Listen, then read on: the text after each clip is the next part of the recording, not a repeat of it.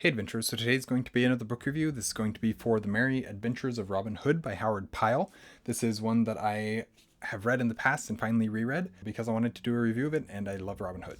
As you can see, I put on this other jacket because I feel like it was fitting for this review. I think I'm going to take it off because if not, I'm going to overheat.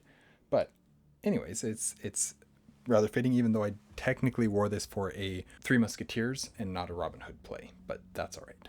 Anyways, The Merry Adventures of Robin Hood by Howard Pyle is adventure. This is a classic book, definitely. But at this point, this is a classic. It's historical fiction, a little bit of myth, because the Robin Hood that everybody knows and loves is a myth, essentially. That's not to say that there wasn't a character that it was based off of, or a concept or an idea or something. It definitely is based in history, but it is not true fact. Like the way that we like to think of Robin Hood as a character is not pure fact. The Merry Adventures of Robin Hood by Howard Pyle is a compilation of many of the tales of Robin Hood into a single story, but told in like vignettes or short stories in order to continue us through the narrative of the book as a whole. Very episodic in nature, with each chapter telling of another merry adventure, and as such, the title of this book is an extremely apt title that accurately portrays the nature and mischief of this story. For me, this was a very interesting book. I've read it in the past, and I remember enjoying it, but much beyond that, I didn't have a ton of thoughts. Like, I don't remember a ton about what I thought about this other than, oh yeah, it was good, and it was Robin Hood, and I enjoy that. I do know that, like the Arthur myth, the legend of Robin Hood has always been one that I have just absolutely loved. And even poor adaptations or not great stories, I find that I enjoy, and so I'm happy to reread this book, even though I've read it in the past. But rereading this now, I found several things that I was a little bit surprised by, and of course, I do know that this is just a retelling, and it's its own thing, but at the same time, I've kind of always thought of it as like the canon story of Robin Hood, and so my perceptions of Robin Hood against this, what I previously had considered the canon version, don't line up, and so I had to. That was kind of shocking in its own way as well. But because I have very little memory of this book, my perception of other Robin Hood tales are more prominent in my mind, and I was surprised by some of what I found here. It's kind of interesting to me that was the case. Before I get into the rest of this review, though, I'd just quickly like to say welcome to An Erudite Adventure. I'm T. If you're liking what you're seeing from us, please like, comment, and subscribe. So a lot of it was just the stories that we know. For example, Robin shooting a deer and being outlawed and becoming Robin Hood. That origin story of Robin Hood that everybody knows, that's in all the tales of Robin Hood. It's the same here. Also exists here. Robin Hood meeting Little John on the bridge and fighting each other to cross first. That's another classic Robin Hood tale that we all know and is enjoyable, and it's contained here. The archery tournament for the Golden Arrow. Lots of just stories and adventures like that we know that are part of the mythology of Robin Hood. I find them and I enjoy them, and they're contained in this book as well. Quests, challenges, light-hearted mischief, joviality, tests of strength, skill or cunning, etc. But throughout there are these small details, like that Robin was only 18 when he was outlawed, like how he didn't fight for King Richard until after his time as an outlaw. And in this book specifically, Maid Marian doesn't really exist. She does technically. She's referenced a few times, but for the most part, she plays no role whatsoever.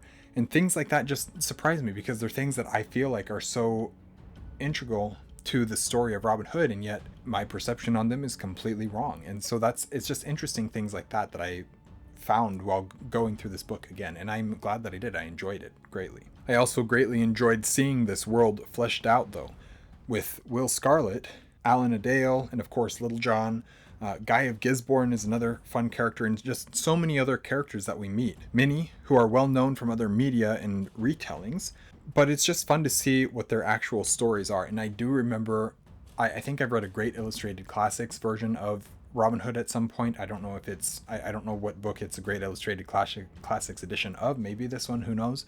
And I remember the Guy of Gisborne story from that book, but I didn't remember it being in this book. And so I went through here and it was just like, hey, that's here too. And it's interesting, the things that I find that I was not expecting to find, type thing. Their attitudes, their characters, their abilities, So much is just different from my perception as a whole, but it also feels more true, more accurate, more real in many ways, and that all makes for a wonderful story as a whole. Of course, I love that with this episodic book, we are still weaving a story throughout the entirety of the work. It's not just like, oh, here's an adventure, here's an adventure, here's an adventure, and there's nothing to connect them. No, there's a clear through line from beginning to the end of this book. And I found that the epilogue was particularly excellent in both its writing, its storytelling, and especially as a close to the story of the Merry Adventures of Robin Hood.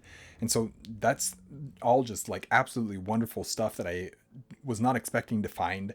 And just a little bit of my thoughts after having read this book again for the I don't know how many times. I think I'd read this once as a child.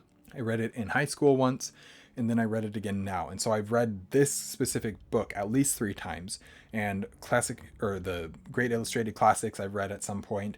And so who knows how many other times I've read Robin Hood stories. I've listened to Jim Weiss has a collection of Robin Hood tales that he's told. I've watched, of course, the animated Disney Robin Hood with Robin as a fox. Of course I've watched that one. That one's fantastic. I've watched the BBC Robin Hood series that I really liked, and there's been several others that I've watched, and I don't remember all of them. I don't remember all the things that have happened in the ones that I've watched. There's a new one coming out with Sean Bean as the as the Sheriff of Nottingham, and I'm kind of interested in that one to see if I can if that's one that I want to watch and will enjoy. But anyways, it's just fun for me to read. It's like the King Arthur stories in that every time I read a King Arthur story, I have fun.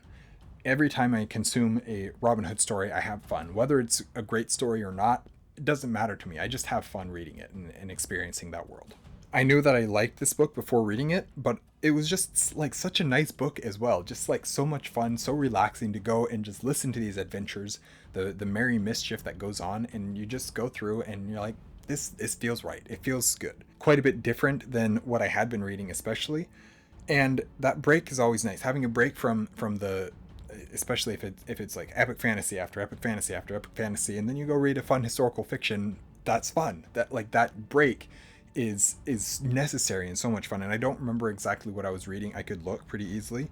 Let's do that actually. Let's look and see what I was reading around the time that I did this. So I had read Age of Legend by Michael J. Sullivan, The Snow Child by Eowyn Ivey, Dawn of Wonder by Jonathan Renshaw, The Merry Adventures of Robin Hood. And so it's like hard hitting after hard hitting after hard hitting. In terms of, well, that's not entirely true. Age of Legend is epic fantasy. Snow Child is like magical realism.